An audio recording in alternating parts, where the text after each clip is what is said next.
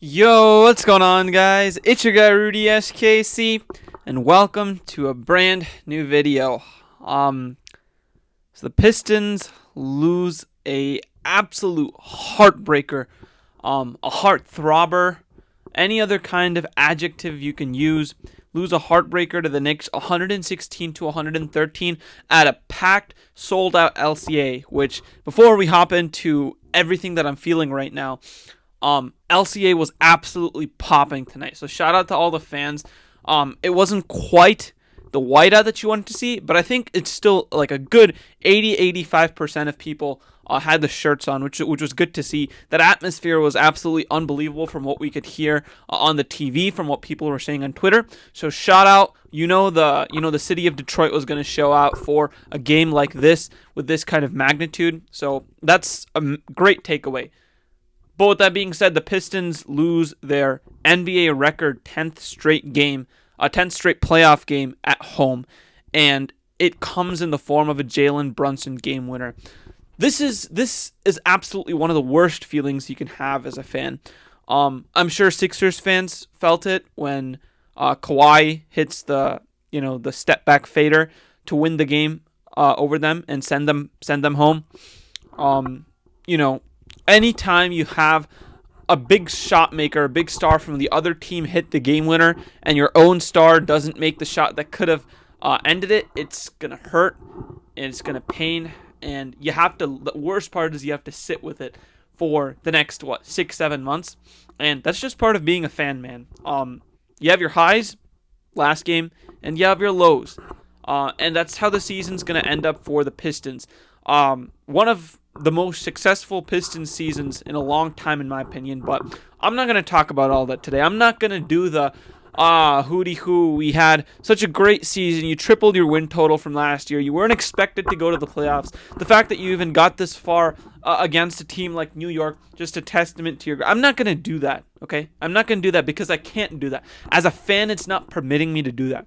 This feels like the Lions against the Niners in the NFC Championship 2 years ago, where it's just, yes, you can look back and say the season was a massive success considering expectations, but just the way the game came down, man, there's just so much to talk about within this game itself. I'm going to have to start with Jalen Brunson, because this is a guy who's gotten a ton of hate throughout this year, this season, and particularly this playoff series, and not just from Detroit fans who in LCA have been chanting F you Brunson, booing every time he touches the ball. We're chanting flopper when he was on the ground, and they eventually ended up overturning a phantom foul call on Brunson. Not just Pistons fans, but NBA fans throughout. A lot of them were on the Shea foul baiting bandwagon earlier this year, and since then, a lot of the focus has shifted to Brunson. Since Shea is pretty much going to win the MVP, a lot of the talk has shifted to Brunson. And as a completely neutral person, in terms of the NBA, I have this to say, because, well, actually, I'm not neutral, because, I'll say this. I'm a student at the University of Michigan, been a Michigan fan my entire life. I remember Villanova in, 2017 or 2018, the national championship. Jalen Brunson, Mikal Bridges, Josh Hart, and Dante DiVincenzo. And DiVincenzo was the main killer, and he's not on the team now. But I have a vested interest to hate beyond comprehension the New York Knicks because of what those guys did to me, a younger version of me who probably cried after that national championship. I have a vested interest to hate Jalen Brunson with all my guts and support all the foul baiting talk that's going on and hop on that bandwagon. But I'm not going to do that today because as much as the head bobbing, the arm rip-throughs, and all of the minor things Brunson does to generate foul calls is annoying, at the end of the day, the dude is just a God-gifted basketball player. At the end of the day, that's exactly what he is. I mean, he dropped 40 points today, okay? It's a closeout Game 6 when your superstars are supposed to come out. And Brunson on maybe a potentially hobbled ankle. We'll see how that goes against Boston. But, sorry for that interruption. We'll see how that goes against Boston, but he has a potentially hobbled ankle. And he goes out and he drops 40 points, okay? And he takes over 30 shots today, by the way. So he clearly said it's either I'm either going to take this team over the top or we're going to go down with the ship and it's going to be back to MSG for Game 7. And it ended up working for him. But he took it into his own hands. He took it into his own hands and he ended up coming on with the dub. And the reason that all the foul bobbing, or the head bobbing and the foul baiting doesn't piss me off is he's been hitting shots in the clutch time like he hit today. All series. All series. The only time he didn't do that was last game. And that was because not only was Asar playing great defense on him, but he also didn't play a huge chunk in the clutch. So, for me personally, I think Jalen Brunson... I personally don't get the hate, guys. I'm sorry. I just don't get the hate. Yeah, does he play basketball an ethical way? For the most part, I would say yes, man. I mean, his game is super technically sound. There's one possession in the fourth quarter where he has Dennis Schroeder, or I think it was Dennis Schroeder on him, and he gets it in the paint, and just footwork alone, he's able to generate a layup. I don't get the hate, guys. I'll be honest. For me, I personally... Well, not personally because he's a great person. I hate Karl Anthony Towns' playing style a lot more. The goofy celebrations, the 7-foot bombs at the end of the shot clock that just rip your heart out. I hate that style a lot more than what Brunson is doing. I mean, guys, the guy is 6'1", for God's sake. He's 6'1". What do you expect him to do? He plays extremely smart. He is the clutch player of the year. In the fourth quarter, he is granted this year by the league the award for being the best player down the stretch of games. He clearly has the clutch gene in him. And he's led this New York Knicks team back-to-back seasons all the way to the second round. I mean, that's just what it is.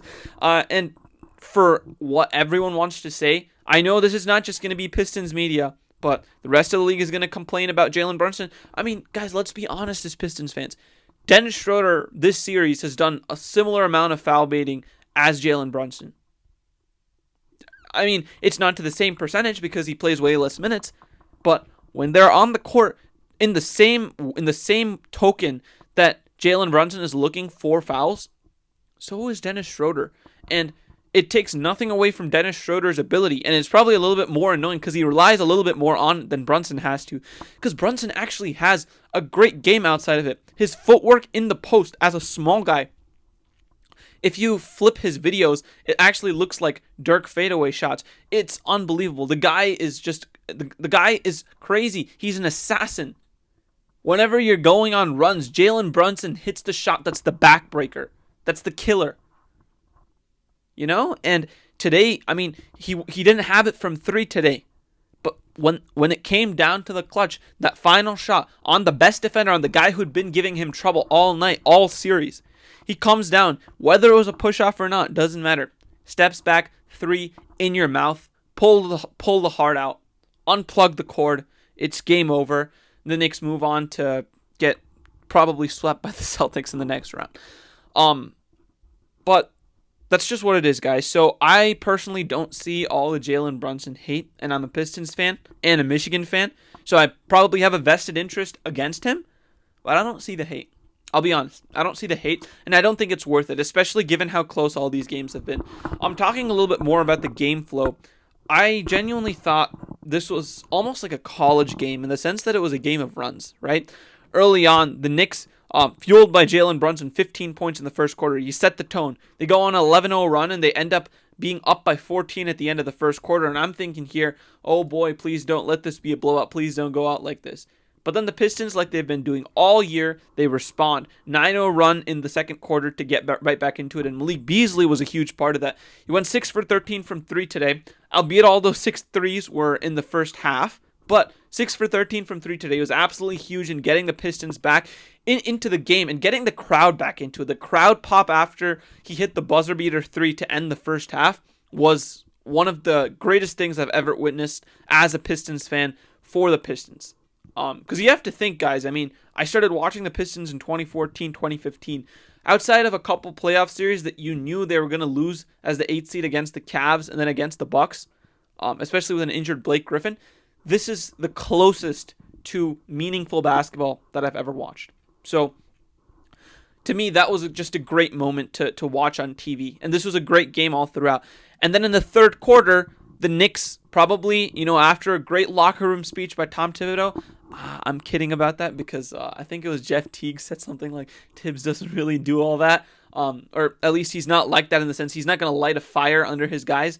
But a 16-6 run by the Knicks in the third quarter, sparked by the Pistons not only getting stagnant on the offensive side, but also getting into foul trouble. The Knicks were basically in the bonus in the third quarter after, I believe, the 8-minute mark. So that probably sparked the Knicks to get back in. And I'm thinking at this point, just one more punch, okay? The teams, they're throwing haymakers at each other, and the Pistons need one more punch. And boy, one more punch they did do. Fourth quarter, 21-4 run. And this was actually sparked. I thought this was great because right after the TV commercial break, all of a sudden in the background of the game, the broadcast, I was switching between the FanDuel Sports and TNT Network, just to get a vibe for how both were. Obviously, it's cool to see your games broadcasted on national television. See National Cruz, Iron Eagle, and obviously Grant Hill today. But also, this is like the last playoff game, essentially, that George Blaha and Gregory Kelso are going to do. So I was swapping back and forth between broadcasts. All of a sudden, I hear, dong, dong. And you already know when you hear that what the Jumbotron was showing Big Ben Wallace. And to me, that energy, that excitement the crowd exuded just energized the young Pistons. And they got a 21-4 run. And a lot of that was due to Asar Thompson, who was absolutely masterful tonight. And I want to get on this really quickly because down the stretch in the first half, Asar was not really on Brunson, and they were doing a lot of switching. They put a lot of Cade on Brunson, put a lot of Dennis Schroeder on Brunson, and every time there was some kind of pick action, Asar was switched off Brunson. And if you look at my Twitter, there's literally about 6 tweets of me clamoring, stop switching Asar off Brunson. It was maddening to me, but I kind of understood the strategy in the first half. Maybe because JB saw the effect that Asar not in foul trouble has on games, especially in the second half. And in these types of playoff situations, not letting Asar get into foul trouble and saving him for the second half, especially on the defensive side of the ball, if you can keep it a close game, I think that's worth it. And I thought that was a strategy from JB. But then it continued into the third quarter. And then the fourth quarter hit, and he's sticking to Jalen Brunson like Gorilla Glue. I mean, wherever Brunson is, Asar's right there with him. And then that's after this 21-4 run by the Pistons. Everyone's excited. You get right back into it. It's the Pistons are up 5 on 110-105. At 3:52, JB subs Asar out. Then for 2 minutes, 2 entire minutes, Asar Thompson sits until 1 minute and 23 seconds left in the fourth quarter. To me, that's unacceptable by JB Bickerstaff. That's absolutely unacceptable. Because what happens in that stretch, Jalen Brunson, he gets into the paint on Dennis Schroeder and the Pistons waste a challenge on that. Then he gets another layup that I was talking about earlier with the crazy footwork. He has 5 points, and he was struggling in the fourth quarter until that moment. He was struggling. And then you take Asar off the court. And then you get Jalen Brunson go. Jalen Brunson, very much a rhythm player. If he gets going, it's very hard to play great defense on him and force him into tough shots. Because the guy, just the way he plays, as essentially a power forward in a point guard's body, contests don't bother him that much. So you have to keep him off rhythm. And when the Pistons essentially moved Asar off the court, it was essentially, I knew it in my heart. It was an invitation for Jalen Brunson to take over the game and finish it. And that's what he ended up doing. Game winner. So, again, I mean, I have nothing but respect for Jalen Brunson. But to me, this entire series has shown, not just me, because I've been saying this the entire year, but probably shown the entire Pistons fan base just how invaluable Asar is. Always, if you tune into 97.1, The Ticket with the Valenti and Rico show, they talk, the only untouchables on the Pistons are Kate Cunningham and Ron Holland for some reason. Valenti has an infatuation with Ron Holland. I think, in my opinion, the only untouchables on this team are Cade Cunningham and Asar Thompson. You better keep Asar. Look at the impact he's having in the playoffs. 17 points, 5 stocks, 3 steals, 2 blocks. And I want to mention this. He had a 16.7 offensive rebounding percentage. You guys want to know who the next highest on the Pistons was? It was Dennis Schroeder with 4.5%. Let me repeat that. Asar Thompson, he had 12.2 points over the next highest Piston in terms of offensive rebounding percentage. That's how valuable he is to your team. That's how valuable he can be. And you see OG Anunoby for the Knicks right now? In 5 years, that's the hope for Asar. That's the dream any Pistons fan can dream of. That's the dream for Asar. Plus all of Asar's God-gifted athleticism. OG Anunoby. The guy is above. I mean, if OG Anunoby was the number one option on a team, he would be in all-star conversations. Let's get that clear. That's the expectation we have for Asar Thompson. That's the ceiling he can hit. And that's why he's so invaluable, especially in the playoffs, especially when you're outside of him, your wing defense is very weak, especially when you're not going to play Ron Hall in minutes. And obviously that's something Ron Holland, hopefully after he improves in the offseason, right? He's a second-year player, more experienced. He can do better in these minutes. I'm pretty sure he got a DNP today, but maybe he fits into that role and gives some support. But there's too many shooters who had bad nights today and also didn't play good enough defense for the Pistons on the wing. And that's why you ended up losing. Really. I actually want to focus on the three-point battle because the Knicks 33%, Pistons 26.5%. That was huge. Huge. And I know you came back into the game. Cade 0 for 8 from 3 was a killer. Just a killer. You cannot do that in this kind of closeout game, in this kind of environment in LCA, especially when you haven't won 10 straight playoff games for this home crowd that is so desperately looking for a playoff win, for looking for something to cheer about at the house. And, Cade down the stretch, he had multiple chances to capitalize, and he didn't get it done. He had a couple chances going left towards the bucket in the fourth quarter to either seal it or to keep it at a three-point game. Didn't take advantage, and that's how Brunson ended up, though. The possession before Brunson ended up winning it, Cade had a good chance to at least even just make it a tie game, depending on what Brunson did, right? Or making it a 2-point game.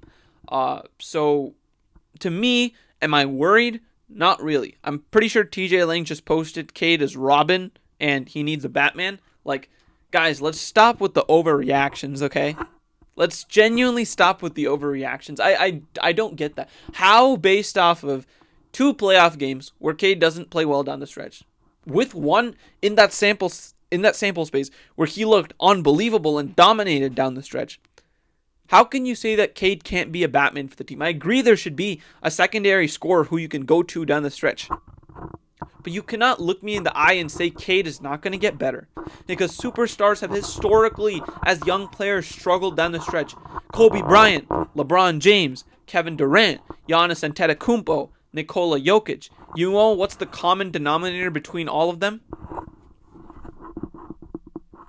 Championship rings. And they struggled as young players, especially in these types of games and these types of magnitudes down the stretch. So I genuinely don't understand why Cade is getting all this unnecessary hate, because it's natural. When you put that much pressure on a 23-year-old, not everyone's Luka Doncic, okay? Let's get that clear. Not everyone's going to come out and after their first playoff series, they're going to be in the record books for having the highest playoff points per game average since Michael Jordan. Not everyone's going to be that. Some players have a different path, and this is Cade's path, and he's only going to get better from here. So I'm not worried at all. But with that being said, just from a pure game perspective, their star showed up in the clutch, and our star couldn't make his shots. And that's what basketball ends up coming down to. That's why basketball, it's not only the most romantic sport, in my opinion. It not only creates the most divided fan bases, in my opinion. It's why it's also has the most toxic media out of any other sport in the world. Because so much of it is superstar dependent. So much of it is player dependent. And there's so many people split down the fan base when you come down to it. If Brunson missed a three, if Brunson was in the same spot as Cade, I guarantee you there would be Pistons fans calling Brunson a choker, calling Brunson this, calling Brunson that. And that's really unfair to Brunson, in my opinion, who has had a great series, is the clutch player of the year, and has shown up in, 4 out of the first 5 fourth quarters coming alive.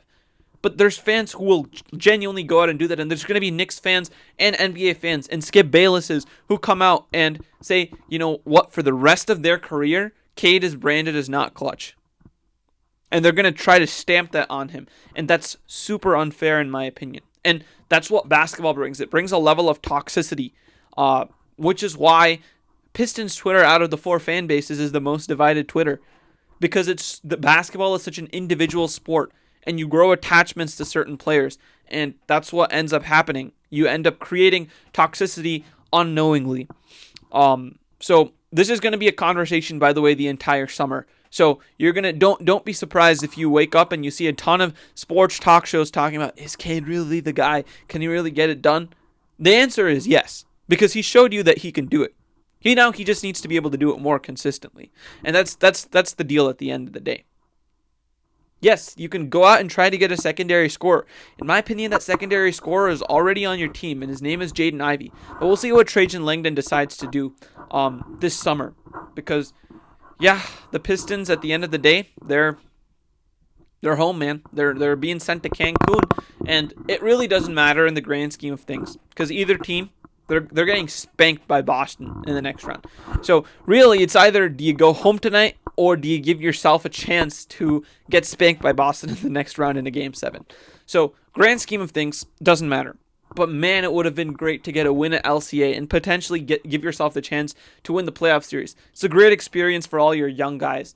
And I just have to say, that image, I tweeted this out, of Malik Beasley dropping the ball at the end of the game, that's going to be burnt into my mental psyche for the rest of the summer. Until October hits, until we get the first lick of preseason basketball, that image is going to be just burned directly into my brain.